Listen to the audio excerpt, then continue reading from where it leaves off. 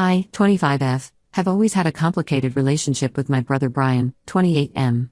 Growing up in a middle-class family in a suburban neighborhood, our dynamic was always skewed in Brian's favor. From our earliest years, he was clearly our parents' favorite child, the golden boy who could do no wrong in their eyes. While he got praise for average grades, I was criticized for not getting perfect scores. When he got in trouble at school for fighting, our parents defended him, saying the other kids must have provoked him. But when I got detention once for being late to class, I was grounded for a month. This favoritism became even more apparent in our teenage years. Brian was allowed to stay out late, go to parties, and date whoever he wanted. Meanwhile, I had strict curfews, limited social activities, and was constantly reminded not to embarrass the family. Our parents even gave Brian their old car when he turned 16, while I had to work part-time jobs through high school to save up for my own vehicle. Brian's dating history has always been problematic. In high school, he was known as the guy who would date multiple girls at once, often from different schools so they wouldn't find out about each other. Our parents knew about this and would laugh it off, saying he was just sowing his wild oats and that boys will be boys. I remember one incident where one of his girlfriends came to our house crying after finding out he was cheating on her with her cousin. Instead of holding Brian accountable, our mom told the girl she should have known better than to expect commitment from a teenage boy. College didn't change Brian's behavior; if anything, it got worse. He joined a fraternity and became notorious for hooking up with girls while in relationships. He would brag about it at family dinners and our parents would just smile proudly, like their son's ability to manipulate women was some sort of achievement. Meanwhile, they constantly lectured me about maintaining my reputation and not being one of those girls. After college, I struggled to find a well-paying job in my field and ended up moving into our parents' guest house. It's a small space above the garage that they originally built for our grandmother before she passed away. I pay them rent, but it's still significantly less than what I'd pay for an apartment in our area. This arrangement has made me somewhat dependent on them, which Brian loves to hold over my head. Brian, on the other hand, moved back into his old room in the main house after graduation. He got a job at a local marketing firm through our dad's connections and has been living rent-free ever since. Our parents justify this by saying he's saving for his future while I'm just not trying hard enough to succeed. Last year, Brian started dating Melanie, 26F, and I have to admit, I was shocked by how different she was from his usual type. While he typically went for party girls or social media influencer types, Melanie was a pediatric nurse who spent her free time volunteering at animal shelters. She was smart, compassionate, and genuinely kind, the type of person who would bring soup when you were sick or remember your favorite coffee order after meeting you just once. I first met Melanie when she came over for a family dinner. Unlike Brian's previous girlfriends who would ignore me or treat me with condescension, Melanie made a point to include me in conversations and showed genuine interest in my life.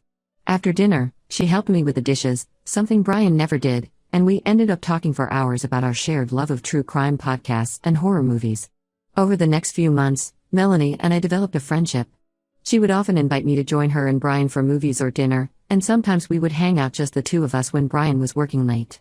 She confided in me about her past relationships and how refreshing it was to be with someone like Brian who seemed so committed and honest. The irony of her words made my stomach turn, but at that point, I had no reason to believe Brian wasn't being faithful to her. Brian seemed different with Melanie too. He stopped going to bars every weekend, started talking about settling down, and even adopted a cat with her, though our parents ended up taking care of it most of the time. Our parents were ecstatic about the relationship, constantly praising Melanie's family background and her career success. They saw her as the perfect addition to our family and would often hint about wanting grandchildren. After 8 months of dating, Brian proposed to Melanie during a family dinner at an expensive restaurant. He had our parents and her parents there, along with their closest friends. The proposal was elaborate, with a photographer, a string quartet, and a custom-made ring that I later found out Melanie's parents had helped pay for. She said yes, of course, and everyone celebrated late into the night. The engagement period started with a flurry of activity. Our parents immediately began planning an extravagant wedding, insisting on paying for most of it despite Melanie's parents offering to share the cost equally. Melanie threw herself into wedding planning, often asking for my opinion on everything from flower arrangements to bridesmaid dresses. She even asked me to be one of her bridesmaids, saying she felt like I had become the sister she never had. Everything seemed perfect until 3 months ago when I stopped at a local coffee shop to grab my usual morning brew. Through the window, I saw Brian and Lori, 27F, Melanie's best friend since college, sitting in a corner booth. At first, I thought nothing of it. Lori was the maid of honor, so it made sense that she might be meeting with Brian to discuss wedding plans. But as I walked in, I saw something that made my blood run cold. Brian and Lori were holding hands across the table, and then they kissed. Not a friendly peck, but a passionate kiss that left no doubt about the nature of their relationship. I stood frozen by the counter, my coffee forgotten, as I watched them act like two people in love, completely oblivious to my presence or the fact that Brian was engaged to Lori's supposed best friend. I left the coffee shop without ordering, my hands shaking so badly I could barely drive home. That evening, when Brian returned home, I confronted him in the kitchen. Instead of showing remorse or trying to deny it, he just smirked and told me to mind my own business. Then he revealed something that made me feel physically sick. He and Lori had been seeing each other for months, even before he proposed to Melanie. When I told him I was going to tell Melanie the truth, his whole demeanor changed. The smirk disappeared, replaced by a cold, threatening look I had seen many times growing up. He reminded me that I was living in our parents' guest house only because they allowed it, and that one word from him could have me kicked out. He made it clear that if I said anything to Melanie about his affair with Lori, he would make sure I ended up homeless. Then he had the audacity to frame it as a test of loyalty, saying that if I was really his sister, I would help him maintain both relationships. He even suggested I could help cover for him when he wanted to spend time with Lori, saying it was the least I could do considering how much our parents had helped me by letting me live in the guest house. Now I'm trapped in an impossible situation. Melanie deserves to know the truth about her fiancé and her best friend's betrayal, but I know Brian wasn't bluffing about getting me kicked out. With my student loan payments and current salary, I can't afford to rent my own place yet. I've seen our parents side with Brian countless times before, no matter how wrong he was, and I know they would believe whatever lies he told them about me. The wedding is a week away, and I feel sick every time I see Melanie excitedly talking about her future with Brian. I'd if I keep quiet to protect myself, even though I know it means letting Melanie marry someone who's betraying her in the worst possible way. Update 1: I need to update everyone on what's happened since my last post. Things have gotten way more complicated and honestly much worse than I could have imagined. Last week, I discovered something that made the entire situation even more disturbing than it already was. I was in our family kitchen on Tuesday evening, making dinner for myself since our parents were out at some charity event. I thought I was alone in the house because Brian had told everyone he was going to a wedding vendor meeting with Melanie. I was listening to music with my earbuds while cooking when I noticed some movement in our front yard through the kitchen window. I saw Brian's car pulling up, but instead of Melanie being with him, it was Lori. I quickly turned off my music but stayed in the kitchen. They came inside, clearly thinking the house was empty because all the lights were off except for the kitchen's, which they couldn't see from the entryway. They went straight to the living room, which shares a wall with the kitchen. I could hear everything clearly through our house's thin walls. At first, I heard Lori crying. Not just subtle sniffling, but deep, body-shaking sobs that made me uncomfortable even from the next room. Then she dropped the bombshell: she was pregnant. She kept saying things like this wasn't supposed to happen and what are we going to do? Brian's response made my skin crawl. His voice was cold, almost annoyed, as he told her she needed to take care of it before the wedding. He said he couldn't risk Melanie finding out, and that Lori was being selfish even bringing this up so close to the wedding date. The cruelty in his voice was something I'd never heard before, even from him. Lori seemed genuinely shocked by his reaction. She started talking about how he had promised to leave Melanie for her, how he had said they would be together properly once he figured out how to break off the engagement without causing a scandal. Brian's laugh in response was horrible, mocking and mean. He told her she was delusional if she ever thought he would leave Melanie for her. Then he said something that made me understand just how manipulative my brother really was. He explained to Lori that Melanie was wife material because of her family's connections and money, while Lori was just fun, someone to pass the time with. He bragged about how marrying Melanie would help his career through her father's business connections, plus her family's money would ensure he never had to worry about finances. But the most shocking part came next. Brian revealed that Melanie wasn't the first of Lori's friends he had dated. He started listing names: Jessica from their sophomore year, Emma during junior year, and Kate right after graduation. Each time, he had used the same pattern, dating one of Lori's friends while keeping Lori as his side piece, always promising her that she was the one he really loved and that he would eventually leave them for her. The whole time he was talking, I had my phone out, recording everything. I knew Brian would probably deny everything later, and I wanted proof. I managed to record about 10 minutes of their conversation before they finally noticed the kitchen light was on and realized someone was home. Brian came storming into the kitchen, his face red with anger. Lori followed behind him, looking mortified when she saw me. Brian demanded to know how long I had been there and if I had heard anything. When he spotted my phone in my hand, he completely lost it. He tried to grab it from me, but I managed to keep it away from him. Later that night, after Lori had left, Brian cornered me in my room above the garage. He was more threatening than I'd ever seen him. He told me if I didn't delete the recording, he would tell our parents that I had been stealing from them. He said he had already planted some of Mom's jewelry in my room as proof. I knew our parents would believe him without question, so I pretended to delete the recording right there in front of him. What he didn't know was that I had already backed it up to my cloud storage. The next day, something unexpected happened. Lori came to see me while Brian was at work. She looked terrible, like she hadn't slept all night. She broke down completely and told me everything, how their affair had been going on for years, long before Melanie was in the picture. She showed me years' worth of messages between them, where Brian would constantly promise to leave whoever he was dating to be with her. The pattern was always the same. Brian would start dating one of her friends, telling Lori it was just for show or to make her jealous. He would keep seeing her secretly, promising that he would leave her friend soon. Then when things inevitably fell apart, he would gaslight her, claiming he never made those promises and that she was crazy for thinking they were more than just casual hookups. Lori admitted she knew it was wrong to keep seeing him while he was with her friends, but said she was too in love with him to stop. She said hearing him talk about her pregnancy so callously finally made her realize he would never change and that she had wasted years of her life believing his lies. Brian must have somehow found out about my conversation with Lori because he came to my room that night in a rage I'd never seen before. He threatened that if I said anything to anyone about what I knew, especially to Melanie, he would make sure I regretted it for the rest of my life. He went into graphic detail about how he would systematically destroy my relationships with our family and make sure I ended up alone and homeless. The next evening at family dinner, Brian started his campaign against me. He casually mentioned to our parents that I seemed jealous of his relationship with Melanie. He told them I had been making weird comments about wanting to ruin his wedding and that he was worried about my mental state. Our parents, predictable as ever, immediately took his side. They spent the rest of dinner lecturing me about how I needed to be more supportive of my brother's happiness and stop letting my jealousy control me. The wedding is now just 2 days away, and things are falling apart. Lori told Melanie she had a family emergency and couldn't be her maid of honor anymore.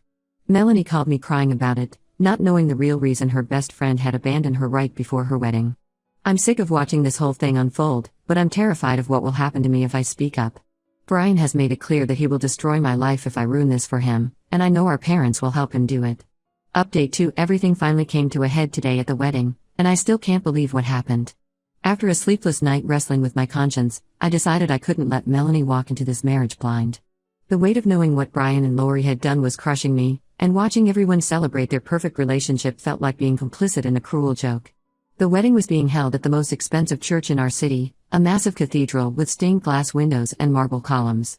Brian and Melanie's families had spared no expense. There were ice sculptures, thousands of roses, and even a string quartet. The guest list was over 300 people, including many of Melanie's father's business associates. I arrived early, as I was supposed to help with some last-minute preparations. The whole time I was setting up, I kept thinking about the recording on my phone. I had borrowed a small Bluetooth speaker from my friend Sarah the night before, testing it multiple times to make sure it would be loud enough. I hid it under my seat in the third row, where the immediate family was supposed to sit. The ceremony started exactly as planned.